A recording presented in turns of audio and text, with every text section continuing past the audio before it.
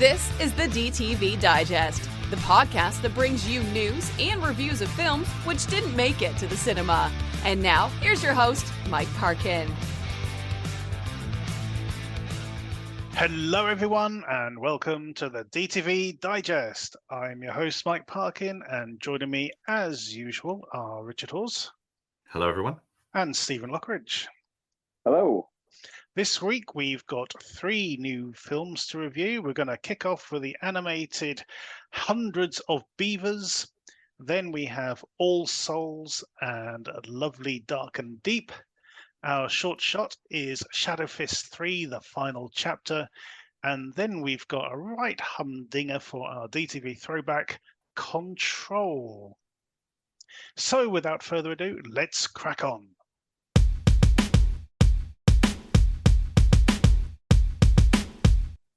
Our first film then is Hundreds of Beavers. In the 19th century, a drunken Applejack salesman must go from zero to hero and become North America's greatest fur trapper by defeating hundreds of beavers. Very strange film, this one, gents. It turned up at Mayhem last year, the film festival here in Nottingham. It went down very well. In fact, the guy sitting next to me had literally turned up just to see that particular film, and then he buggered off. Enjoy the festival, he yelled as he left. I think, for my money, there's a lot of clever stuff going on here, but I think it just goes on far too long, and it really doesn't know where it's heading. Steve, what did you make of Hundreds of Beavers? I'll be honest, I couldn't be arsed with this. It was, like I say, far too long. 1 hour, 50 minutes on. It's basically Sin City style production crossed with like a Looney Tunes. That's very much what it is. It's like a very early Merry Melodies, Looney Tunes style film. It's shot in black and white. We have our main character, who's like, an actual actor. All the beavers are in full-size beaver suits, basically. In costume. And just about everything else is sort of animated or a set, as you go. So it is a very sort of strange looking film for sure. Did any of it resonate with you at all?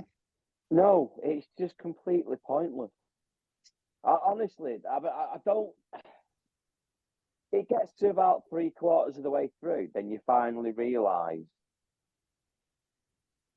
what the point. He's just like trying to capture beavers, and it's like a video game. He's trying to level up. You know what I mean? It's like a game where you do the side quest, and then you have to go back to the shop and buy something so you can do the next quest. Actually, yes, there is a lot of that, isn't there? He has to go back to the fur trapper's place to sort of like, sell a few beavers to get better weapons, go off again, get some traps and shit. Yeah, there's a lot of that going on. But it's like I've said before, I don't know who it's for. Because kids won't enjoy it because it's too long. And I didn't like it because it's too long and it's just pointless. There's no real... there's no story. It's just, random things of them trying to catch these beavers for nearly 2 hours. If it was, say, like a half-hour short, then I'd get it. Fine, fair enough. But nearly 1 hour, 50 minutes. And it's like, no. I mean, I had to do it. I literally had to do this in 3 sittings. I know what you mean. Because I couldn't cope with it. I mean, it got to the first one. I'm like, right, okay, I've had enough of it now. I'm gonna have to take a break or come back to it tomorrow.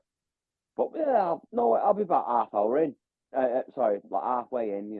Maybe an hour left. I looked. No, I've been watching it for 30 minutes and that was it. And I was just like, no. There are some quite bravura sequences in here.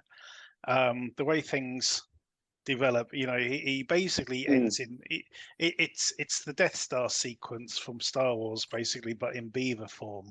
You know, the dam and everything, and he's sort of leaping from log to log and all that sort of stuff. There's a lot of good stuff like that, but it's buried within this whole thing. When I first watched this at the festival, I actually fell asleep. Yeah, at some point, and then woke up. And, oh my god, it's still going. You know. Yeah. But yeah, and then there's just very little point to it. Unfortunately, that's the way it seemed to me. You know, everything gets bigger and bigger, but it doesn't really seem to know how to end. You know, I seem to remember it just sort of like almost went back on itself at the end. But there you go. Yeah, it was some big explosion or something. I seem to remember. Yeah, that's right. I don't know. It kind of reminded me of the ending of the Blues Brothers. You know, everything just escalates and escalates and escalates. And it's like, well, we don't really know where we go from here. Yeah. Rich, did you see this one? I did. Oh, okay. What do you make of it? Yeah, I really liked it. I thought it was incredibly creative and imaginative, perhaps overindulgent with the running time and stuff. But I think I prefer it as like a 30-minute kind of sort of Kung Fury kind of thing, rather than nigh on 2 hours. But it's relentless. It just keeps going. I admire the creativity and stuff on display. You described it as an animated film when at the start of the show, but I think the animation is really a small portion of it. I would describe it as a live action movie that uses animation. Yeah, it's kind of like certain points. It's kind of like live action characters against an animated backdrop. Yeah, sometimes maybe, but I think a lot of it was shot on location, from as much as I could tell. I think there's a lot of different techniques, which I think was one of the really interesting things about it. It's like they're drawing from so many different schools in this. Got it's very much silent cinema, but like you say, very much I was thinking the same as with the Looney Tunes thing. I think the closest I would compare this to, the only sort of filmmaker that I could think that came to mind and the sort of have as a particular kind of style would be Wes Anderson. Although his tastes are different to this, but I think that's as close as I can get in terms of thing, because I think it's so unique. I don't think there's anything else that I've ever. There's other films I've seen that do things like this, but like whether it's like a film that's made in a silent style, like The Artist, or films that are made with barely any dialogue, like we've had recently, a couple, including the No one will. What's it called? The one on Disney. No One Will Save You, and also No One Will Save You. Silent Night, of course. Yeah, Silent Night. So we've had a few of those kind of films. This is more of a, say, very much in that kind of old cartoon. The characters kind of mumble a bit, and occasionally they say an intelligible word and things. But yeah, it's the same as what Steve was saying. I think that video games were a big influence, because there's a lot that's really feels like a platformer. Sort of. Even the what was it? Even the Simpsons game had a jumping. I know it's a more recent example, but that had a bit where you had to kind of get across a lake and you got to jump on the logs and stuff. And there was a bit of that in this. It's a bit it's funny. I was talking like a week or two ago about like opening titles and them coming in quite late in the film, and I think this like takes the cake. It's like they're really sort of pushing the envelope. I'm not going to say when the title actually appears, but I will say that the opening credits appear past the half-hour point. But so there were loads of inventive comedic moments that really caught my eye. I'm not going to mention it. Well, I'll mention one or two. Okay, there's a bit with a log, and he like picks up this log, but it's all soppy and wet, and he's got to dry it out and stuff like that. It's very surreal and absurdist comedy, and there's all the stuff with that say any of the animals that are in the woods are all what they've described in the credits as mascots. So they're wearing costumes like like sports mascots, basically.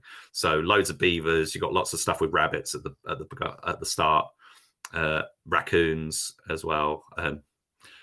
It's just that's crazy. There is one funny bit, because he's obviously wearing like his clothes are made out of the furs and shit, and he's wearing this big raccoon head, and he looks like Jamiroquai at that point. Yeah. I see what you're saying. No, it's true. The thing, and when the animals die, they all get the crosses. Oh, the crosses on the eyes. Crosses on the eyes, like the old that old style and stuff. Which I really warmed to it, and I thought say that it was a very limited cast. There's not that many people in it. I mean, it's only like 4 characters, maybe. I think so, yeah. But it's like relentless energy, and I think the whole sort of video game sort of leveling up analogy is a really good one. I hadn't thought of that. And it's just kind of pushing the envelope, really, I guess, in terms of just trying to do something really. I think by making it so long, that's them really sort of that's almost like trolling the audience kind of thing. It was just like, we're just going to keep it going here. And I want to use every single idea they had making it, probably, every single sketch, they could think of.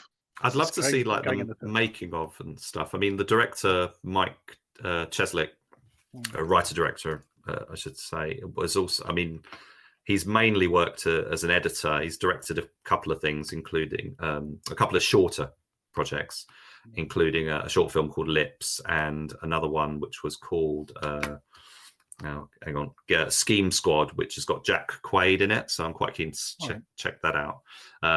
But he also worked as a writer with because this is sort of a companion piece-ish kind of thing, because the lead character is played by Ryland Brixton Cole Hughes, who co-wrote this with Mike Cheslick, and he was and they both co-wrote, but Hughes directed a film called Lake Michigan Monster, which is aesthetically quite similar film. It's sort of based on monster movies, the 50s monster movies and things like that, and it's sort of, again, kind of an absurdist comedy kind of thing, which I haven't watched. It's on Arrow, and it did have, I think, a Blu-ray release over here. Interesting, that film was a lot shorter. That was only an hour and 18 minutes long, which I think would have been a better way to go with this one. But yeah, I say I can't fault. There's nothing else like this, and I do think it delivers. It gives you enough back if you're in the right frame of mind for it. I wasn't sure at all what to expect going in, and it is something that the joke can wear thin very quickly, or if you're if you're receptive to it, then it will probably feel like it breezes by. I was somewhere sort of in the middle, really. I thought it could have. I would have preferred something shorter, but I didn't mind too much that it was longer, because I was just so impressed with all the ideas and stuff that it was throwing at me. Mm-hmm. Yeah, I think Steve and I are sort of leaning a bit further to the left than you are with this one. And on that note, Steve, what are you going to score it? I'll give it a 3. Oh my God, he really didn't like it. No, not at all. I'm going for a 6. I think as there's enough good ideas here. Probably too many good ideas sort of floating around. And as Rich says, it is very unique. There's nothing else out there that comes close to this, apart from their own work, basically. Yeah. So, Rich, how are you going to score it? I think it's kind of the ingenuity and everything. I'm just in awe of, and I'd love to see a making of. So I'm going to give an 8 out of 10 for this one. Wow. Okay. So opinions definitely vary here. So we got a 3, a 6, and an 8 for Hundreds of Beavers. Go check it out.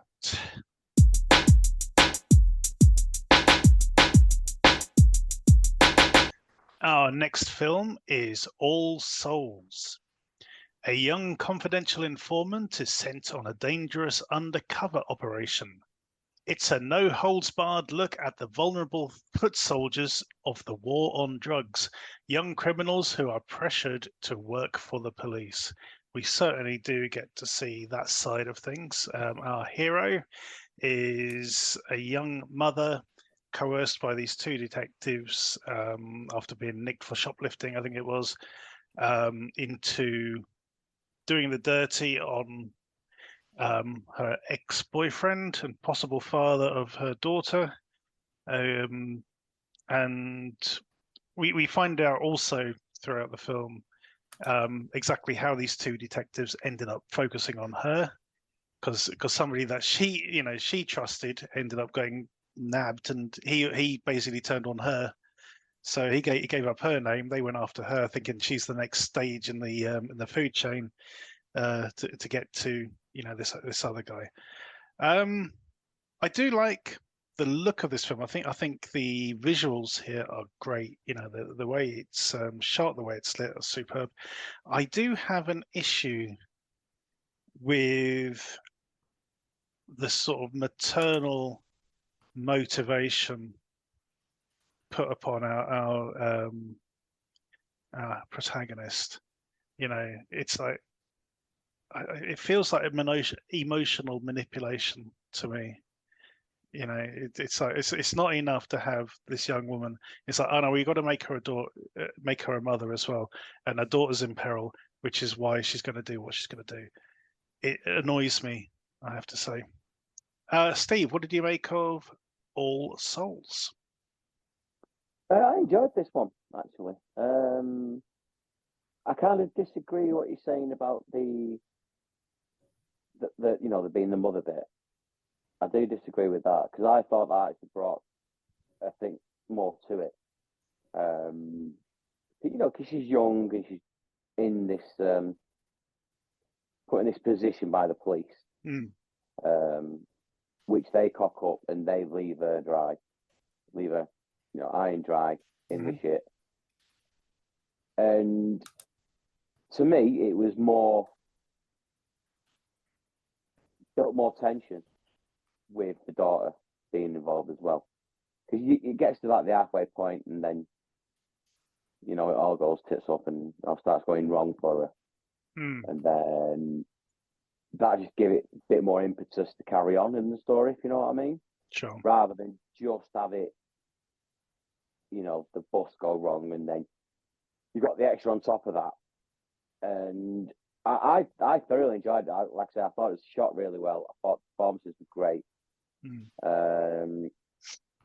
There's a couple of things that are a little bit weird. I mean, like when she first gets to the house and he's got his own like nightclub. Basically, yeah. I do take issue to the two guys who took her there, because they're just being pricks. They could have put her at ease. They could see that she was freaking out, like, what the fuck is going on? Where are you guys taking me? Because he's driving out, and they're basically driving through like a construction yard and shit. Out into the desert. It's like, what the hell is going on? Yeah. It's like, oh no, don't worry, we're just taking you to your ex-boyfriend's house. No, just like, oh, just sit back and chillax. Yeah. It's all good. It's like, no, I thought you just been a couple of pricks. You just enjoying making them feel uncomfortable. Yeah. Anyway. I mean, I'm not. They're not nice people. The drug dealers. I know. Yeah. But no, I really enjoyed it. It wasn't what I was expecting. I mean, to be fair, with a name like All Souls, I'm thinking. I thought it was a horror movie. Yeah, I was expecting a horror movie. Yeah. And then it started. I'm like, oh, actually, this is different. But I did like the relationship between the girl and a kid. I thought it was quite a sweet relationship. I mean, she's a bit of a mouthy little bug as a kid, but I did like that. And I thought it came across. They both came across really well. Yeah. Anyway, Rich, what did you make of All Souls? Yeah, I thought it was brilliant. Really, very, very tense thriller. The motivation with the daughter. I didn't really have a huge problem with that. I mean, I do think it's a well-worn convention. I mean, we've seen a lot of film. I mean, when I read the synopsis of the film, the first one that came to mind was Vanquish, which was the Mm-hmm. Ruby Rose Ruby film. Rose, yeah. But this is a very different kind of proposition to that, and much better executed than that was. I think it's a very slim story, and thankfully they do keep the running time quite brief, so they don't overly pad it out too much. They do pad it out with credits, but the film itself is actually only about an hour and 10 minutes long. The rest of it, say, and with credits, they've padded it out to about an hour and 20. But Mikey Madison in the lead, I'd seen her previously, or I've seen her in a couple of things, but most notably in Scream, the fifth Scream film from 2022, where she was one of the principal cast members in that. This is a very different character for her, and I thought she was really good at being that kind of sympathetic sort of anti-hero kind of character, where she's kind of, we don't get a huge amount of information about her backstory, but they very succinctly sort of introduce that she's young, troubled, but she's a very affectionate mother, really cares about her daughter, and I thought that all was conveyed very well. I thought the little girl was lovely as well. She was really good. I think this was her first job, as far as I could tell, from the IMDb. She got an introducing credit. Yeah, so she was really sweet, and I thought so this is the first time feature for director Emmanuel Piqued, who's done a fair number of short films that I'll now be seeing if I can find any of those. I thought the music was really good, and I thought that did a lot to maintain and escalate the tension as much as anything else. I mean, all the other aspects, like the cinematography and the editing and stuff, was really good, but I think the music in particular really jumped out at me as sort of really making it, maintaining sort of the attention through the whole thing, because it is kind of it's almost like that kind of in real time kind of thing. There's not a lot of breathing room of stuff. It's basically it's kind of constant. It's once things are off and running, once they've done the setup, it's kind of, you're in it for the night. It's like kind of the One Crazy Night kind of movies, but like a really serious sort of thing, and quite a simple situation. Really, it doesn't kind of get very convoluted, which other kind of takes on this sort of material have done. This just says, right, she's in this situation, she's going to get there, it's going to go wrong, it's going to, and it just sort of plays it out like that. They don't kind of try and do something like I don't know, the film Running Scared with Paul Walker's kind of jumping into my mind of kind of something that goes down loads of different avenues and stuff. Also involving a child, that one as well. Maybe that's why that came to mind. But I was very pleasantly surprised with this. Really, really enjoyed it. It's one of the most engaging films that I've seen for a little while, and I appreciated the brevity of the running time, which as we've mentioned previously, that can be something that we works quite well. Don't sort of resist the temptation maybe to sort of try and take it too far. But as much as I liked, say, the Hundreds of Beavers, but I thought this one was, in and out. It did its job well. Yeah, it does help. Sometimes I find when you got a director who's sort of aiming to be like an auteur a bit, and he's got his fingers in a lot of pies, like he's his own editor and his own script writer and stuff, and there's no one to sort of challenge his ideas or chuck out scenes or anything like that. So you do get these sort of over bloated films at times, so it is good to sort of see that they're quite brief with the material. I also like the fact that we kept dipping back to the two cops, as they tried to sort of cover themselves and get, rectify the situation as much as they could. Didn't have a dodgy radio mic for her or something. So that's to begin with, all that sort of stuff going on. As I said, there are some really good scenes in this. it's just, I just do have an issue that in a lot of thrillers where a woman is the protagonist, 9 times out of 10, it seems their motivation is tied to a child, and it's like, why always go to the same well? But that's just me. Anyway, scores on the doors. Steve. I'll give it an 8. And Rich. I'm going to give it a very solid 7. I'm going for a 7 on this one as well. Yeah, highly recommended. 2 7s and an 8 for All Souls. Go check it out.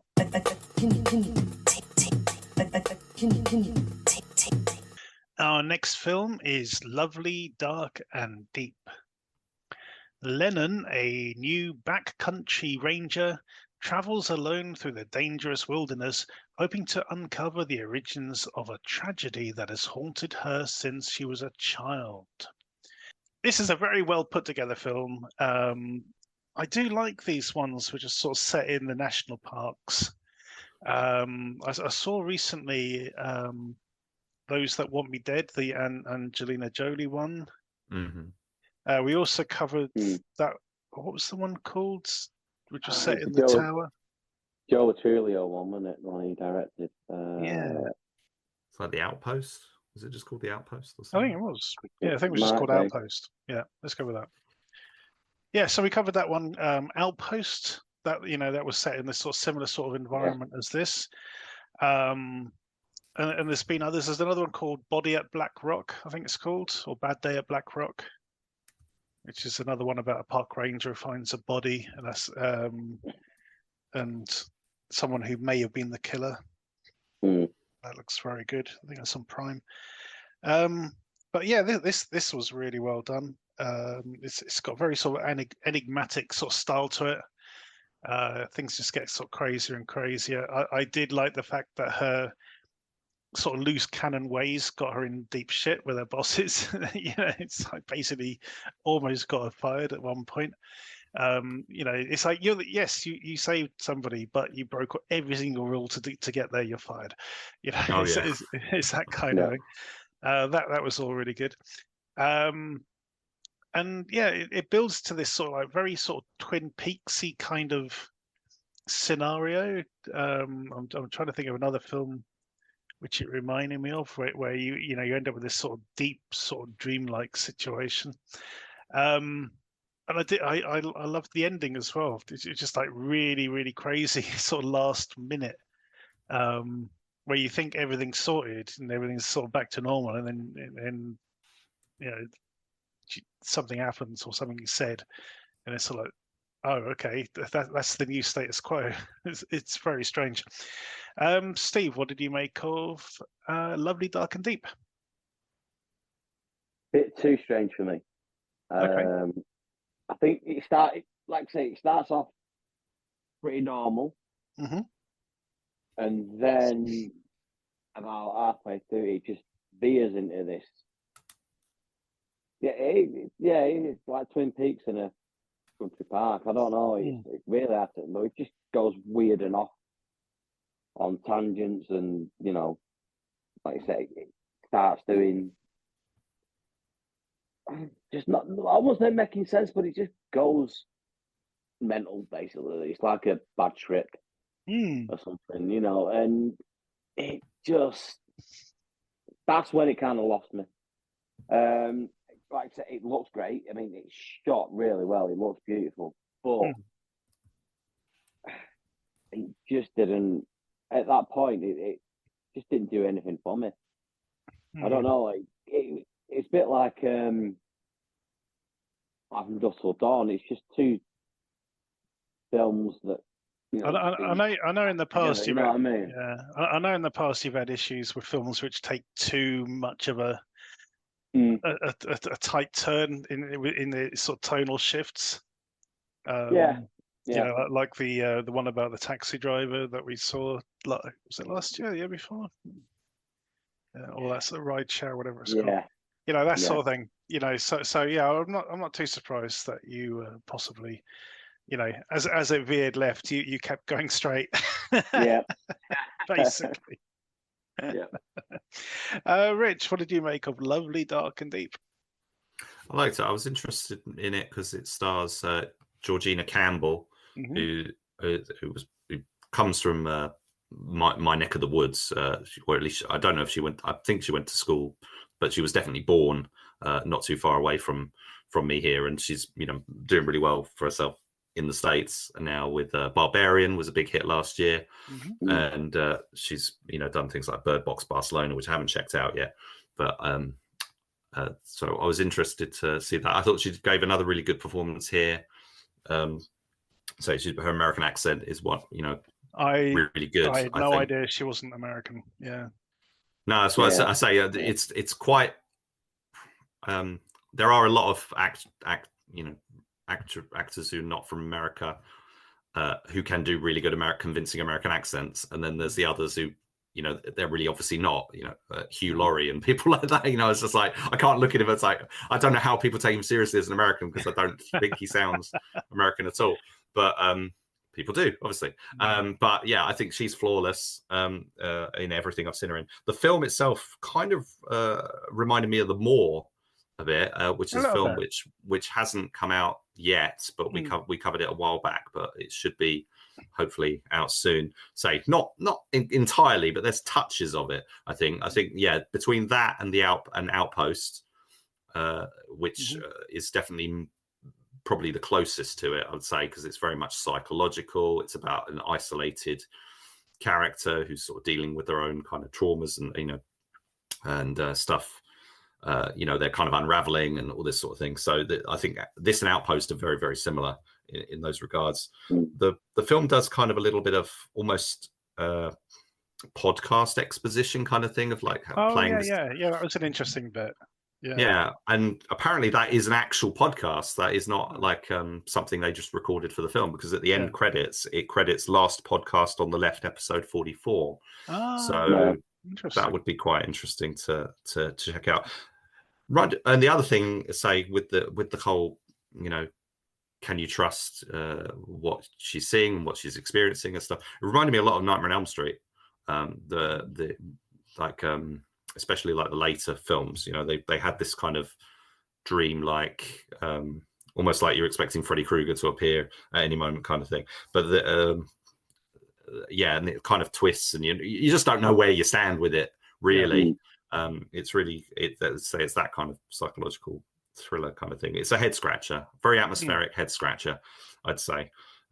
So I did enjoy it. Was I ultimately satisfied with it? Not quite sure. I think I like a bit more of a not necessarily, it doesn't have to be tied up in a neat little bow, but I was thinking this was kind of making, I'm not going to say a film that it reminded me of, because then that kind of tells you sort of where you end up. But I definitely think it's worth checking out. Interestingly, made in Portugal. Okay. I wondered whether it was shot in the same place as Outpost, but that was shot in Idaho in the United States. But Portugal, interesting.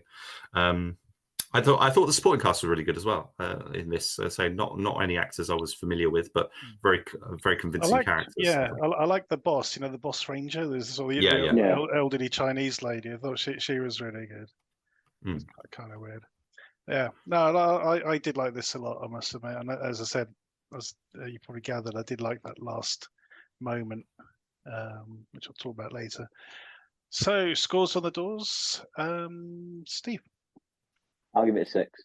6. Rich? I think it still deserves a 7. Yep. Yeah, 7. I'm going for a 7 on this one as well. 2 7s and a 6 for Lovely, Dark and Deep. Go check it out.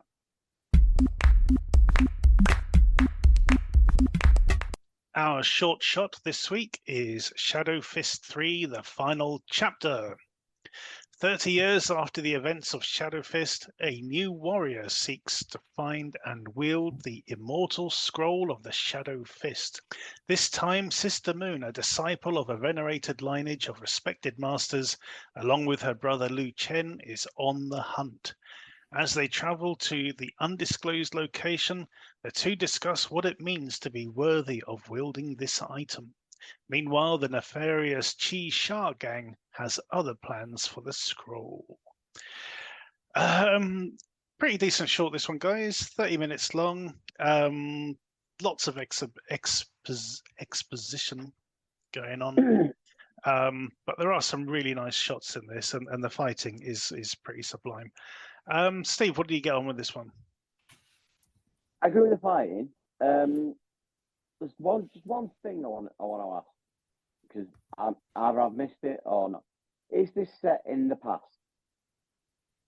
That is a good question. Some of it, because at times it seems like it is, and then some of the buildings, and it could just be a budget issue. Yeah. That's what I'm wondering, because they're having a fight and there's a chainmail fence behind them, and Yeah. and it's like in Middle East Valley with all these.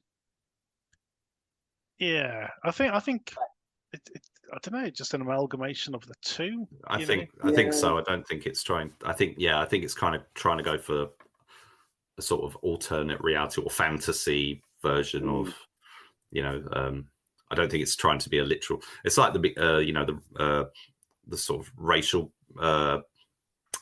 breakdown of the characters and the environments and stuff. It's kind of a mixture. Yeah, it's not. Right.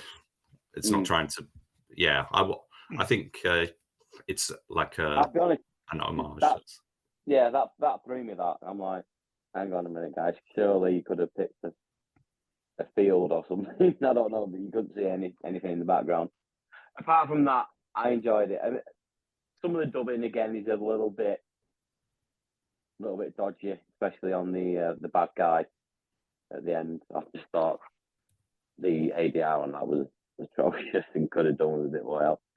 But obviously it's done cheap. But the fighting I thought was really good, and even the bits with the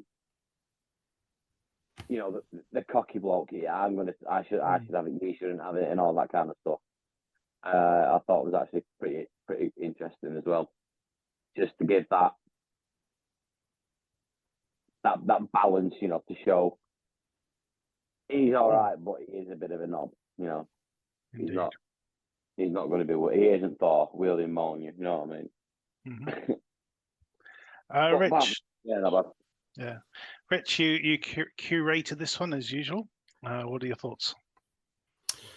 I think it's the third in the series of these kung fu movie homages, and I think in terms of the fight action and stuff that it delivers, I think there's enough that's rewarding for fans. I do think I know speeding up is kind of something that was done in those movies, so that does kind of fit in, but I do think some of the speeding up wasn't really necessary and kind of pulled me out a little bit from it. I think my sort of disappointment really was more that the narrative is still so slight. It's quite slowly paced and ultimately quite insubstantial, and it doesn't really build on anything in a way. Like, for example, we recently saw Fist of the Condor, which is doing a different thing, but I think to a much higher standard.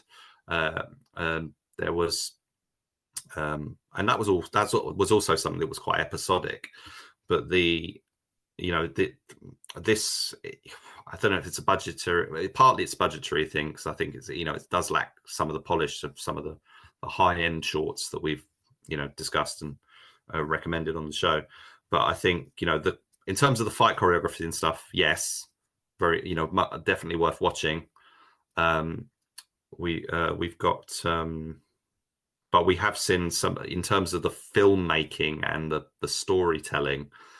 I would say it's not really a step forward for Robert Samuels and his co-director here, whose other work we have watched and found similar issues with. I think Robert Samuels' last film that we talked about, which the name of it's escaping me, where he's like waking up in the it's kind of a futuristic sort of thriller kind of thing.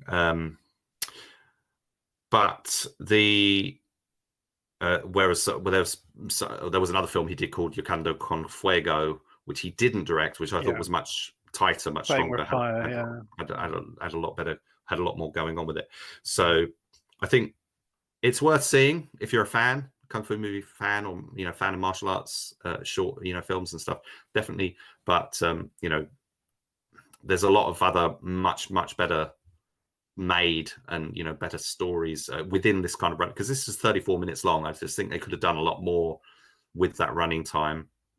This could have probably been done in a more succinct, maybe 15 minutes, what they're trying to do here, and that's kind of where they started with. They started with a film that was about 10 minutes long, and then the second part elaborated that was 28 minutes, and so this is the longest part.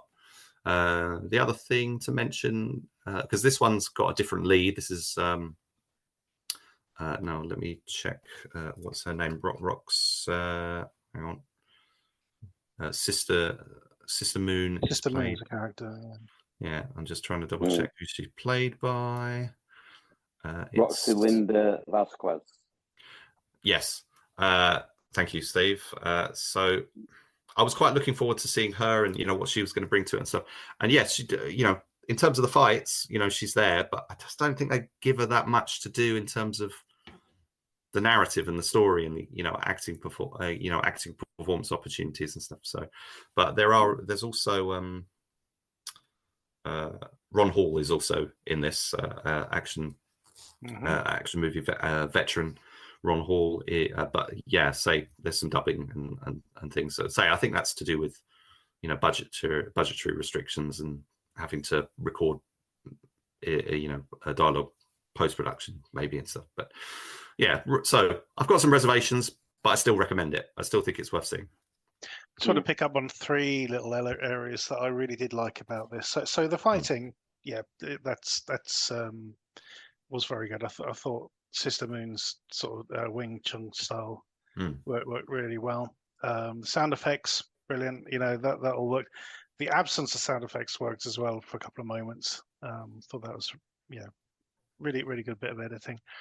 But some shots are really like. There's one towards the end when Sister Moon eventually turns up to fight sort of the main guy, and you see her, at first she's sort of blocked off by the main guy and he has to move, as the camera sort of moves behind him, and then you see her in the distance. That was really good. So quite an epic little sort of moment introduction. And then the thing with the scroll itself, like when Sister Moon reads it, it gives off this sort of gold aura. And then when our main bad guy picks it up, it's just like black ash. That was quite an interesting sort of visual thing. And then the sort of, the climax of the main fight at the end, when she's sort of about to, is she going to sort of kill him or not? Bearing in mind that in order to have this knowledge, you're supposed to, be a righteous person and all this sort of stuff. So can she kill this person in cold blood? And you just get that what I will describe as the Braveheart moment, basically, or the Crow. It's just a nice little bit, and the fact that you don't see his face. Yeah, I thought that worked really well. The presence is there, but it's not. It's something beyond sort of the person. So yeah, there's some nice little touches to this. I think it does sort of take a bit too long to get going. There's too much talking between characters, which doesn't work as well. But there's still a lot to like, I think. Cool. All right. We don't score the shorts, but we certainly recommend you check them out, and you will find a link to this in the footnotes below. Go check it out. Our DTV throwback this week is Control. A sociopath on death row is given a chance to live if he agrees to take part in a chemical behavioral modification program. This is a bit of a find. I had never heard, I'm pretty sure I'd never heard of this film, Rich, until you put it on. The cast is great. So we've got Ray Liotta, Willem Dafoe, Michelle Rodrigues, and Stephen Rea. Ray Liotta is fucking brilliant in this. You know, he really sells the change to his character. You know, the way he acts, the way he looks at people. You know, it's yeah, just a really really cool piece of acting. I like the fact that Willem Dafoe's character, who's played, you know, the scientist who comes up with this drug, you know, the reasons why he developed it, and his own issue with anger issues and things like that. I thought was superb. I was totally drawn in by this. I absolutely loved it. Steve, what do you make of Control? Yeah, thought it was absolutely great. Never heard of it before, like you. But when Rich sent us the poster and everything, I'm like, that is a great cast list, to be fair. And yeah, it really, really held up. The only issue I've got with it was the way Liotta and Michelle Rodrigues' character was like starting that she seemed about bloody 16. There was a bit of an age gap, yeah. Yeah. That, I mean, I know it happens and stuff like that, but this one just seemed a bit creepy in that way. But also, it wasn't just the fact that they put him on this, this behavioral drug thing. Yeah. But the fact that he was trying to do right by it as well, you know, like going back to his old, an old victim, and you know, just trying to get forgiveness from him and stuff like that. And I just thought it was really, really well done for all of it. There's a great scene because, you know, at first he's sort of faking it a bit, and as it goes on, he's sort of like, you know, he's saying, and you get this moment where he can't sleep because he's racked with guilt over, you know, this shooting. And he's just been bawling his eyes out all night. And like one of the bodyguards, he just doesn't know what to do. He's like, "Oh, hey, buddy, don't, you know, just try and stop crying for a bit." It's like, this is, you know, beyond my expertise. Yeah, I thought that was very amusing. Yeah, I just thought this was, you know, really well done. Quite shocking ending as well. I was really surprised. But there is that sort of bit of poetry with the way it sort of contrasts with his memories at the beginning to the memories he has at the end. You know, so that was all great. I don't want to sort of go in too much about the ending. But yeah, this was really well put together. Shot in Bulgaria of all places, by the looks of it. Well, it's a Millennium Films. Yeah, exactly. Production. Yeah. Yeah, I was quite shocked until I sort of saw the huge list of Bulgarian, you know, film cast basically in the background. Rich, had you come across this one before you thrust it upon us? Yeah, I saw it when it came out, and I thought it was okay then, but I think I appreciate it more now. I think going back and watching it, I think it's a really solid, you know, good production values kind of movie that you don't really expect. You don't get a lot that are like this now, especially not with a cast list this kind of stacked. You know, Willem Dafoe, he must have just around this time, you know, he'd been doing things like Spider-Man and stuff. So, you know, it's not like he was, needing to do sort of low budget films or anything. You know, his career's, you know, been pretty solid.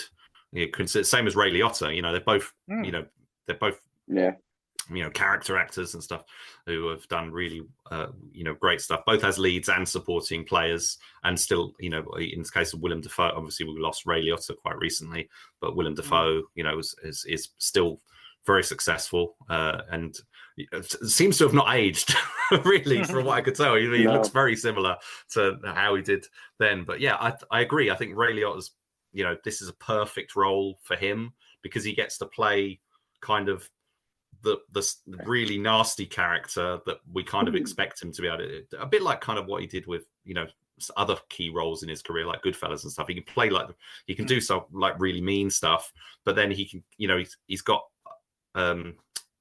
he can give his character a soul, you know. He's like, he can make him, give him a redemption sort of story and stuff. And this kind of is say the whole point of this movie is it's say this behavior experiment. So it's taking him from one extreme to, you know, trying to make him kind of more of an everyman kind of relatable character.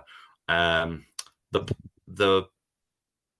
first half an hour is kind of the setup and him being, you know, nasty piece of work kind of stuff. That's all really good. I probably like that more than the sort of him, you know, sort of being more introspective and, you know, discovering remorse and stuff like that. But that's all still really good. It does kind of go down the, you know, going on the run, you know, kind of route that a lot of these thrillers take. But I think it does have very much a feel of like an 80s 90s kind of thriller, you know, with a proper thriller score. It's got quite a bit of a there's a little bit of a film noirish kind of, or a neo noir, I should say, a little bit of a neo noir kind of edge to the score as well. Michelle Rodrigues is in there because, you know, she's, you know, they need a love interest, and she was sort of coming up at the time with Fast and Furious and Girl Fight and everything, but they really don't give her a lot to do, to be fair. So she's kind of she's done like what 3 scenes, I think it feels like that anyway. But actually Polly Walker probably gets a bit more meat on the bone of stuff to do with her character, which is the ex-wife of Willem Dafoe's character. And then we've got people like Kathleen Robertson in support, and as like you say, Stephen Ray as or Rhea. I'm never sure how. I always go with the Chris way of saying it. The Chris Ray. Most famous for things like Crying Game and stuff, but he going back to what we were saying earlier about American accents and stuff, his is kind of one of those ones where I'm not entirely convinced by his American accent, but he's still, you know, he's all right. It's just about, but I mean, these are 3 really solid. I mean, Ray Liotta, Willem Dafoe, Stephen Ray, really, you know, top class, you know, character actors / lead actors and they're not just popping in for a cameo. Willem Dafoe is regularly in it, which I didn't think he was going to be. I thought he would kind of, they come in, he'll get ball rolling, and then he'll be off. He'll do like an Anthony Hopkins B movie kind of thing where he kind of sets the thing in motion and then sort of stands back. But no, it's almost a two-hander at times between the two, because they do spend time with both of them. It's not, and you know, try to fully develop both their characters. Willem Dafoe's character, you know, I presume that's, you know, must have been what drew into it to sort of sign on this. You know, in terms of comparing, because this is a Randall Emmett production, you compare this to some of the more recent stuff with, you know, the whole geezer teaser thing and stuff. This is not that. This is, you know, this is produced to it. Yeah. And this was made around the say it's a Millennium Films, and that was before. This was where they were graduating from New Image to, you know, making these more prestigious films, which ultimately then did get them into cinemas, you know, and then now there's, you know, Millennium Media, as they're now known, you know, is a well-established theatrical brand. But at this point, they were still very much DTV sort of movies, including all the stuff with Steven Seagal. Now, interestingly, the set location for the lab is, I believe, the same one that was used in Submerged, which I think was made the same year, the Steven Seagal movie, which also featured one of the Nick Brimble, who appears as the crime boss at the beginning. Oh yeah. The one who's basically trying. You don't see him again. You kind of see him at the beginning, and then he kind of sends his underling, who's played by a guy with a shaved head and a little goatee, who was in loads of these movies, loads of these New Image movies. Like you say, I think he's Bulgarian, and I'm not 100% sure on his name, but he's always playing these heavies. But Nick Brimble, who a lot of people, if they watch Emmerdale, might know him from that, but he was doing a lot of these DTV movies around this time, and he was the villain in Submerged as well. So he's made 2 films which basically use the same location but very different films. That I thought was quite interesting. This is actually directed by Tim Hunter, who's got a very, very extensive filmography. Well, he's mainly known for his TV work now, but back in the day, this is the guy who made River's Edge. Yes, with Keanu Reeves. Yeah. Keanu Reeves and Casper. What's his name? Crispin Glover. Crispin Glover. Yeah. Yes, so I'm Dennis Hopper as well. I've not seen it, but I know it's a very well known It film. was a watershed film for that whole sort of disaffected youth kind of thing, sort of back in the day. Yeah. But after that, his career kind of did sort of focus on television. He's kind of dipped in and out of features, including this one, another one called The Saint of Fort Washington with Matt Dillon, and most recently one called Smiley Faced Killers. Oh yeah, which was I don't know if it's based on a novel but it's certainly written by Bret Easton Ellis. The screenplay was written by Bret Easton Ellis from American Psycho, so that would be quite interesting to check out. So yeah, very much a journeyman. There are tons and tons of TV, absolutely tons. Say more recently it's things like Riverdale and Bosch and Wayward Pines, but he goes all the way back to Falcon Crest and Beverly Hills and Twin Peaks and stuff like that, Indiana. So really interesting. Very, very interesting filmography and TV work he's done. And that experience I think shows they've got a director in who really knows what he's doing, which really helps as well. Let's say that again emphasizes this was a prestige Millennium film. They've got essentially quite a prestige director to handle a couple of prestige actors, and and they've delivered something that really works. There's a twist at the end which to a degree I think I understand why they did it, but I do also think it kind of undermines a little of the potential of the message of the film, which was going in an interesting direction. They kind of back off from it. It kind of gives them a get out to say, oh, actually, no, we're not gonna say too much about the benefits of pharmaceuticals and stuff. We're just sort of gonna distance that and give it a more of a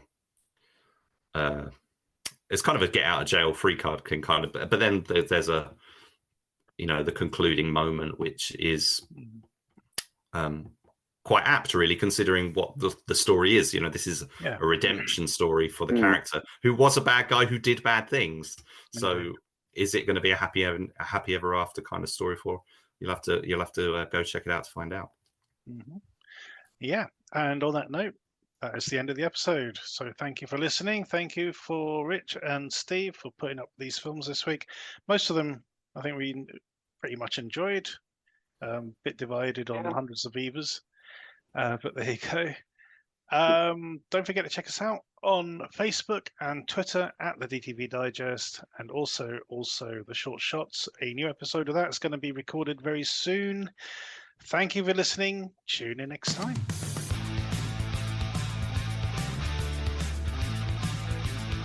Thank you for listening to the DTV Digest. Let us know your thoughts in the comments and tune in again next time.